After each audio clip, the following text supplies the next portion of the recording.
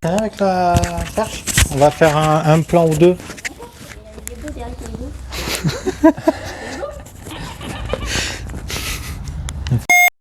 Je suis chaud là. Action numéro 26012. Salut tout le monde, Bonjour à bienvenue tous. dans ce nouveau numéro d'Eric Hugo. Prise numéro 366 200. Action. Salut tout le monde, bienvenue dans ce nouveau numéro de l'hebdo d'Eric Hugo. Donc cette semaine, de quoi on parle?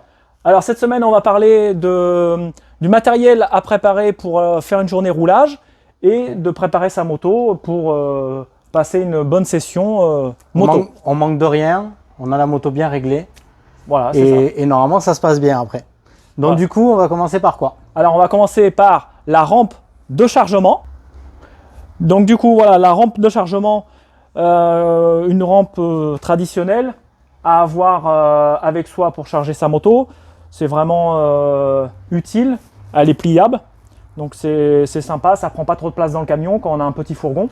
Ouais, ça évite de se casser le dos à la fin de la journée quand on doit recharger la moto, parce qu'en général pour décharger ça va. C'est ça. Mais c'est après, en fin de journée, quand on est fatigué, que c'est un peu moins bien. Donc après, on va passer à l'attachement de la moto. Du coup, on va attacher la moto pour pas qu'elle bouge pendant le transport. Ouais, c'est ça. Donc on a besoin des sangles. Des sangles comme ça.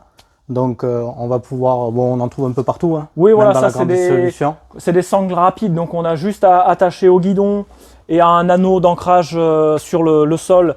Et on a juste à tirer et ça nous bloque la moto. Pensez aussi à protéger les embouts du guidon. En général, c'est contre le fourgon, ça s'abîme Ouais. les poignets. Donc mettre un morceau de carton, une mousse ou quelque chose. Voilà. Et après, du coup, on va penser un peu à l'environnement puisqu'on est un peu obligé. Oui, donc De après, plus en on plus. va avoir besoin d'un tapis environnemental. Comme celui-ci. Donc c'est un tapis qui est d'un côté caoutchouc. C'est ça, oui. Donc tout ce qui est fluide ne passera pas à travers. L'huile, l'essence, si ça coule.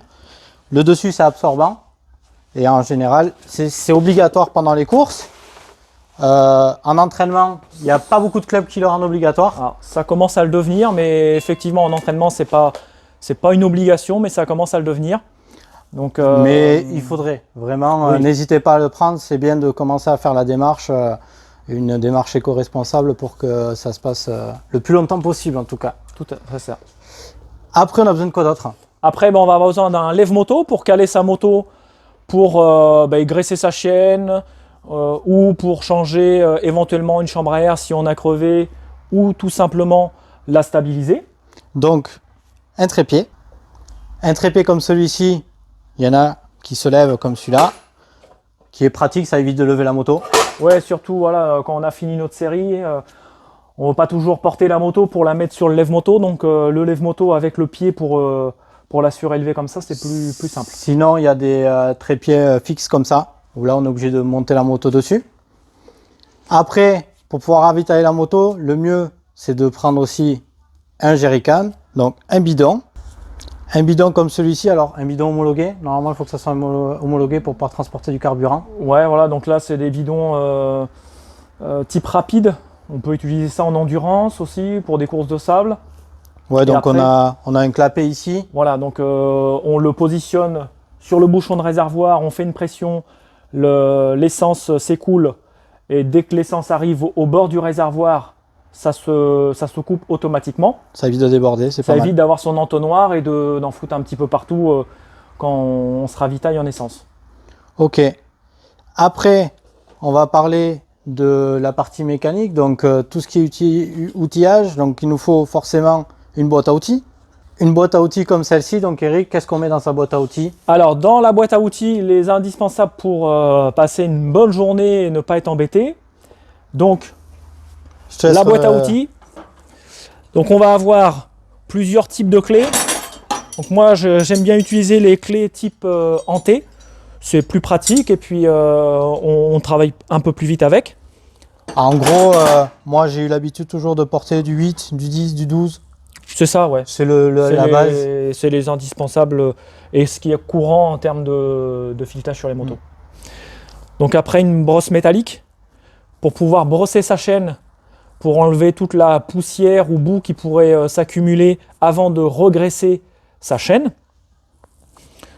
Donc après, on peut se munir également d'un jeu de pince, hein.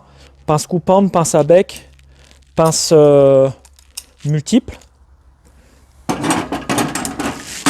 Un marteau, si des fois on a besoin d'assommer un concurrent ou un adversaire, je ne sais pas. Donc voilà pour le premier tiroir. Le deuxième, un jeu de clés plates. Donc plusieurs petites clés où on peut faire la tension de chaîne, Ouais. ou revisser un peu de la boulonnerie. Des tournevis, plats et cruciformes, pour pouvoir également, pareil, purger également ces fourches, quand on a besoin d'enlever l'air des fourches, ou alors de revisser une vis quelconque sur la moto. Après, moi j'aime bien emmener une pince à freiner avec du fil à freiner pour les poignets. Oui, quand les poignées commencent à tourner sur le guidon, c'est pas agréable. Voilà, donc c'est bien d'avoir ce type de produit. Quand on a une poignée qui tourne, on torsade un bout de fil de fer autour de la poignée et ça peut permettre de passer une journée agréable. Donc après, une clé à bougie, 2 temps, 4 temps. Hein, 2 temps, c'est En fonction de la indispensable. moto Hein. qu'on a. Voilà. Après, moi ce que j'emmène, c'est 3 démonte-pneus. Ça, c'est le truc que je déteste avoir à utiliser. Voilà, un démonte-obus pour la valve de chambre à air et une petite clé à cliquer 10, 12, 13 qui permet de dévisser le gripster et l'écrou de valve. Donc là, avec tout ça, normalement, On a la base pour pouvoir on se a, dépanner sur place. voilà, on a la base pour passer une journée normalement sans problème. Ou pouvoir les régler les problèmes. Ou pour pouvoir régler les problèmes ou pour dépanner les copains parce que souvent Ouais, personne n'emmène d'outillage le jour d'une course c'est ou ça. d'un entraînement. Du coup, une fois qu'on a tout ça, il nous faut aussi s'occuper un peu de la moto. Donc tout ce qui est fluide, huile, tout ça. Donc on va forcément avoir besoin d'une petite caisse avec l'indispensable de fluide comme celle-ci. Donc une boîte comme celle-ci. Eric, qu'est-ce qu'on met dans sa boîte lubrifiant? Alors, boîte lubrifiant, donc on emmène le liquide de refroidissement, indispensable hein, pour en cas de chauffe ou de perte de liquide de refroidissement, surtout sur les moteurs 4 temps. Son bidon de synthèse 2 temps, donc pour pouvoir faire son mélange pour l'essence. Un bidon d'huile 4 temps pour faire un appoint éventuellement si on a une petite consommation sur son moteur 4 temps. Après, bah, l'indispensable WD-40 que tout le monde connaît. Hein. Ouais. Donc, j'aime bien prendre une bombe de dégraissant frein pour pouvoir dégraisser les disques de frein ou n'importe quelle autre vis ou plaquette par exemple.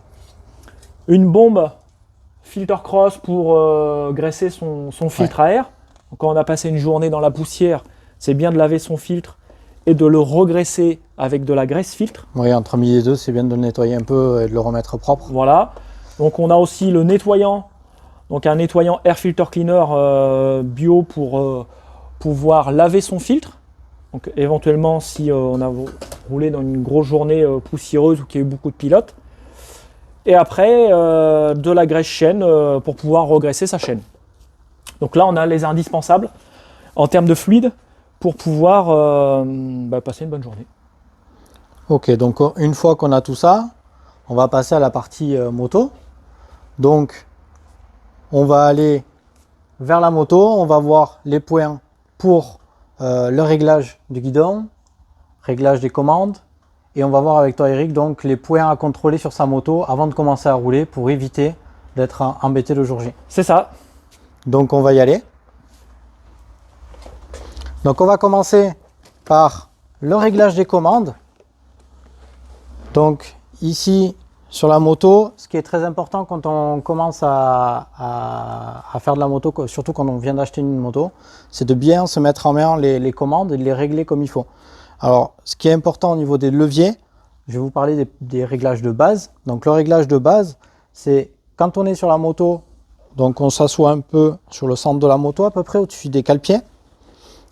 On doit avoir les coudes un peu fléchis et si on a les commandes bien réglées, on doit avoir un alignement qui se fait au niveau de l'avant-bras avec les doigts. Si vous avez le levier trop haut ou trop en bas, ce qui va risquer de passer, c'est que vous allez avoir mal au bras, vous allez tétaniser, vous allez vous faire mal ou vous pouvez même avoir des fois du mal à attraper vos commandes.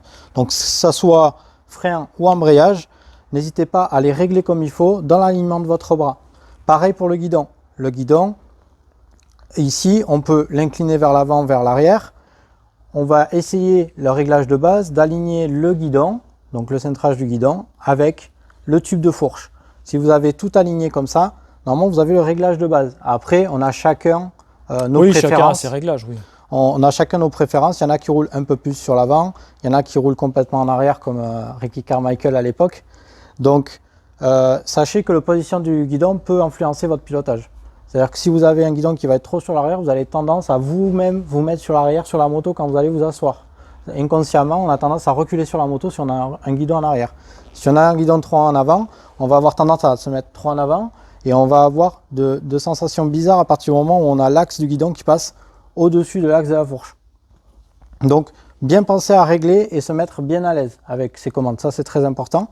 Après, au pied, les commandes qu'on a au pied, donc sélecteur de vitesse et freinage, c'est un peu la même chose pour les deux. On va essayer de régler la hauteur du sélecteur ou de la pédale de frein comme ici au niveau des cale-pieds.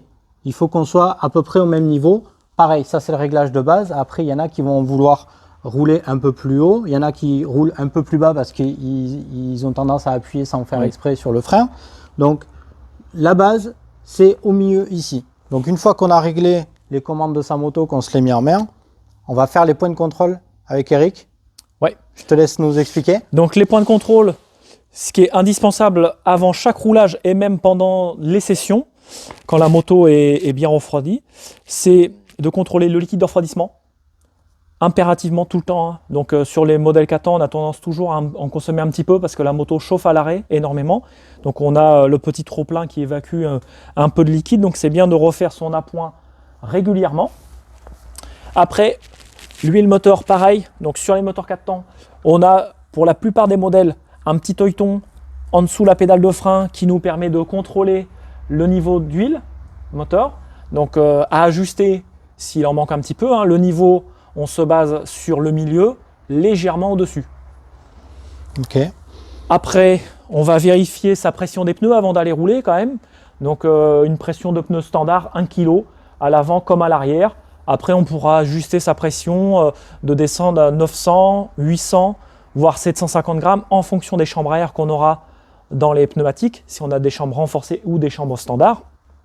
Et quand on baisse la pression, en général, c'est qu'on roule sur des terrains plus mous, donc boue ou sable. Ouais, voilà, boue, Voilà. terre sable. Dès qu'on va sableuse. arriver sur de la terre dure, glaise ou même du caillou, il faut éviter de descendre trop la pression parce qu'on risque de crever. On risque la crevaison. Donc restez toujours 1 kg, 1 kg 100.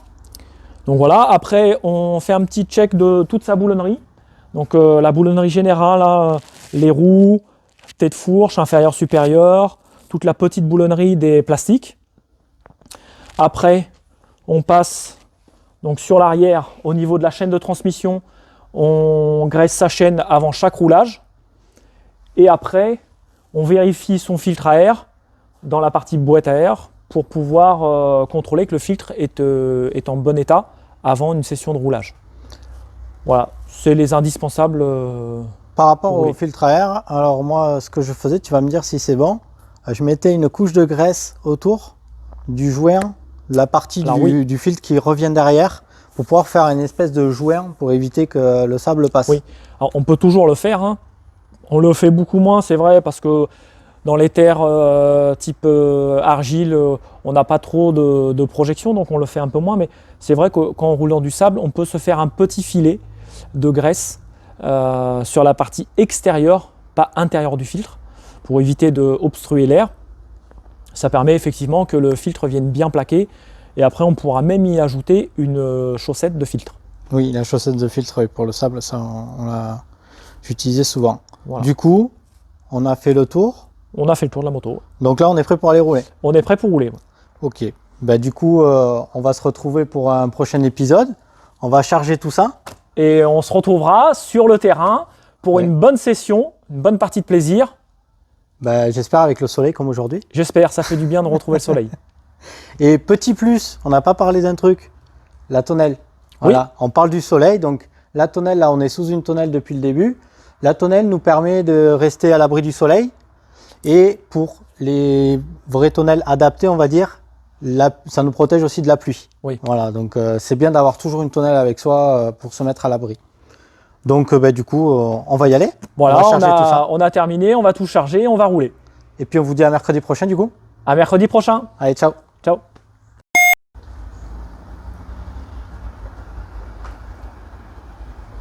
Oh là là, qu'est-ce qu'on attend? Quelle idée de mettre une tonnelle dans un magasin? Ça porte pas malheur comme les parapluies, ça?